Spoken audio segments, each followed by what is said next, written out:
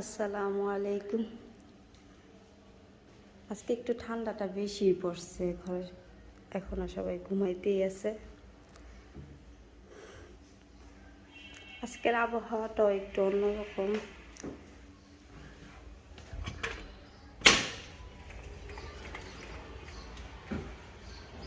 আজকে আবহাওয়াটা এখনো রোদ দেখা যাচ্ছে না, সকালের যে ইয়াটা সূর্যটাও দেখা যাচ্ছে না, আজকে কুয়াশা দিয়ে ঢাকা।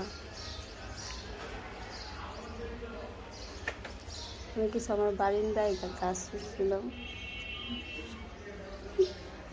গাছের এই অবস্থা আছে, ঠান্ডায় কেমন জানি হয়ে যেতেছে।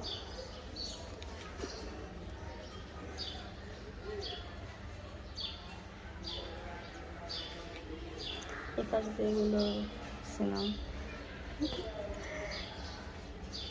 আমার গাছে ফুল ফুটছে।